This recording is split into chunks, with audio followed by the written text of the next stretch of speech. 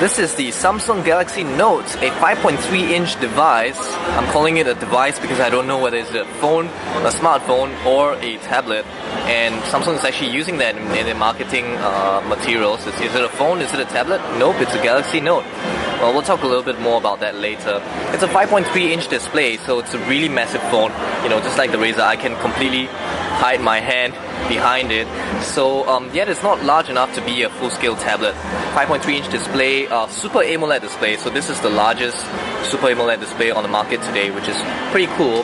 And you got pretty impressive specs for the display as well as a result. It's 1280 pixels tall and 800 pixels wide. So that makes it more than 720p. So you can actually watch full HD videos on, well, not full HD, but 720p HD videos on this thing without any loss of quality. And although one thing about the Super AMOLED display is that it has a slight bluish tinge to it, so the whites are a little bit bluish, so that's one thing that you might want to take note about that.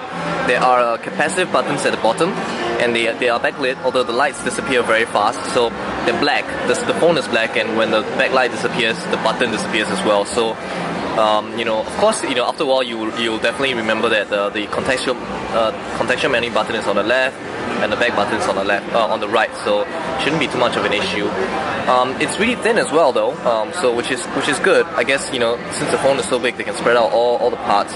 It's got an integrated the battery is not integrated despite the fact that it's so thin, which is actually a very cool thing, because nowadays a lot of batteries are integrated. So try to open it, prove it to you that there is a replaceable battery with a normal SIM card, so that's actually pretty impressive. The back cover has a little texture to it, although it still feels a bit plasticky as many Samsung phones do, so that's kind of a bummer. Wish they could make one really high quality built phone that feels really expensive in your hands. I mean, not to say that the build is bad, it's just that plastic just kind of feels a little cheap. You've got an 8 megapixel camera with autofocus at the back with a LED flash, and you've got here a speaker. On the front here you have a 2 megapixel front facing camera for video calls or Skype. You probably can't see it right now, but it's right here. Now you got a speaker right here, 3.5mm headphone jack on top here. And fortunately, despite the fact that this is a tablet, it is using a normal micro USB port for charging as well as syncing. Got volume controls on this side, and there is no camera shutter button. So that is that with regards to the hardware. You might notice the home button is right here. I actually like this home button. A lot of smartphones are getting rid of a physical home button. The reason why I say that is because let's say you are on the Nokia Lumia 800. If you want to wake up the screen, you need to find the power button, which isn't always in a very comfortable position. Right? Fine, for the Samsung Galaxy Note, it's actually not too bad. But it's nice that you'll be able to turn on the screen using the home button as well, and then just kind of unlock it like that. So the key feature to this Galaxy Note, though, is something that no other devices, Android devices today, or iOS, Windows Phone devices really have anymore, which is a stylus.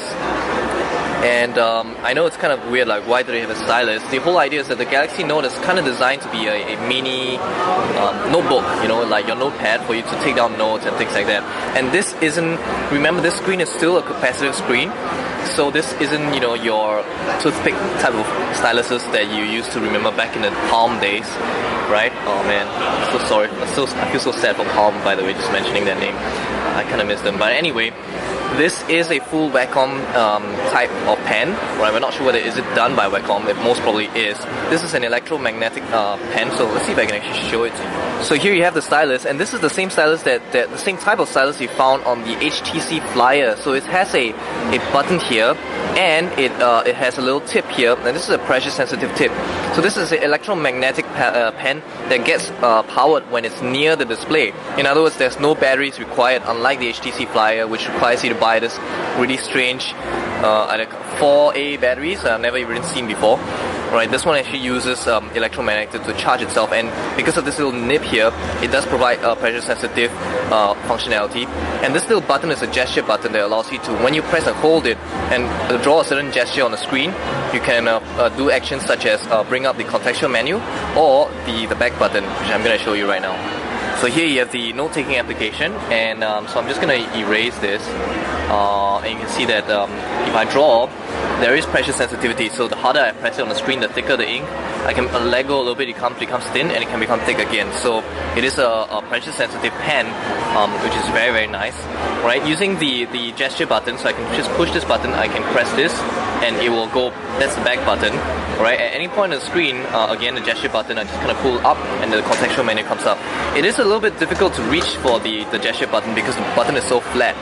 So sometimes you gotta, kind of turn it, and seriously, it's kind of just easier to just reach down and push this button. The cool, useful part about the stylus for the Samsung Galaxy Note, however, is its ability for you to take screenshots of almost any screen on the phone itself. So, for example, let's say you're on the desktop itself, just hold the S button, the side button, and press and hold the screen. Just leave it there, and the screen will flash, and straight away it will have taken a screenshot, and you would be able to annotate it, like for example, like nice weather, and be able to send this as a photo. You'll be able to send it online, share it with people, and so on and so forth. So it's very good for research. This is the same functionality that was found on the HTC Flyer as well. It's the exact same functionality. So almost everywhere, even on the application screen, just again press and hold, and then touch the screen itself. And you can say like Hotmail for the lose, and then like Gmail wins, whatever, right? And then and do whatever you need to.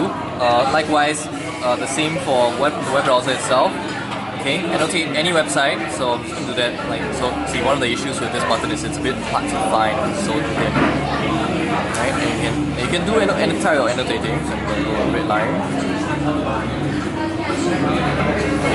Draw and stuff like that. To save them somewhere for reference in the future. And that is the screenshot functionality. The other one is the ability to open up a notepad anywhere you go. So just again hold this and double tap, and then you will have this note application, the memo appear, and you can write anything from anywhere and save it. So it's very good. Like let's say for example, you're reading a book, or you just need to very quickly stick in like a post-it pad, right? You just need to do a little note to remind yourself or anything. Just double tap, straight away the notepad application comes up, and then you can do some annotating, write some notes, and then just save it, and it will be saved in all of your memos, a part of your notes, which is a very neat feature actually. There is one good thing though. Unlike the HTC Flyer stylus, the Galaxy Note stylus allows you to be used everywhere, just as if you're using your finger. So you can actually use this and you can launch applications. You can play Angry Birds using the stylus, which you surprisingly can't do with the HTC Flyer. Although that might have changed with HTC Flyer's recent firmware updates. We're not sure about that, but we know that you can do it with the Galaxy Note stylus, which is really nice. Pressure sensitivity only works with the S Memo application. Fortunately, thanks to the fact that it works with it actually replicates your fingers. You can install any note-taking software for Android, and it will work with it as well. But that also means that you won't find extra software such as signing PDF documents, which the HTC Flyer came with. But talking about software, this is let's talk about the Android side of things. This is the software is just like what you'll find on any other Galaxy device today, like the Galaxy S2. Really nice TouchWiz user interface. It's one of my favorites among Android. Partly also because it replicates all the good stuff that iOS has with their iPhones as well as the iPad, right? You can read huge widgets that give you a lot of information, which is very nice. Takes advantage of the whole screen and really allows you to customize a home screen more than just normal widgets that you throw onto a desktop. Alright, and again you have 7 home screens. You can actually remove them. Like for example, if you're not planning to use one of them, you can just reduce it to 6, for example, which is a nice functionality. Pushing a number will jump you to a particular home screen. Let's say 5 as my stocks, so I'll always touch 5 instead of scrolling 5 times. The application menu is totally customizable, which is really nice. It scrolls sideways, and given the real estate that you have on this screen, you actually have a grid of 5 times 5. That's 25 icons on one single screen, 5 icons on the dot. You can completely customize it. You can edit and rearrange it in any way you want them to. So you can always put, your social network apps on one page, your note-taking apps on another page, and things like that. which is a very nice thing. So that is actually the touch whiz that you will find on most other tablets. Pull down the notification panel, you'll find a lot of extra buttons as well to turn on and off Wi-Fi, Bluetooth, GPS very easily. So which is very nice. So, but that is touch whiz, right? Now back to the whole argument about this whole smartphone versus tablet thing. You know, Samsung pitches this device as it's more than just a phone, more than just a tablet. Personally, I find that it's a personal opinion, right? You know, we've had these discussions within Tech65, and my opinion is that for me, it's too big for me to. It fits in your pocket fine because it's thin, you know, but it's kind of uncomfortable in your pocket. It's kind of uncomfortable to hold the 5-inch. I can't really use my thumb to navigate the device. I can't have a one-handed operation very comfortably because of the size of the device itself. So it's too big for me to be a phone, yet at the same time, it's not big enough for you to treat this as a full tablet, not enough real estate for apps to do really fancy stuff. So yeah, it's kind of too big to be a tablet as well. That's my opinion, but you know, ladies who don't mind putting this in your purse, for example, might find this a nice device. So 5.3 inches. Is this a phone, is it a tablet, is it neither, is it both? That's totally up to you and up to your own preferences and for you to decide. So yeah, hopefully we've given you enough information to help you decide, but you know, just do go down and check out the store. If not, if you found this video to be useful to you, give us a thumbs up, let us know that we're doing a good job. And subscribe to our YouTube channel, youtube.com/65bits. And don't forget to visit our website, www.tech65.org, where you can find more awesome content. 65bits is back, by the way. And this is Gear65 featuring the Samsung Galaxy Note. Bye!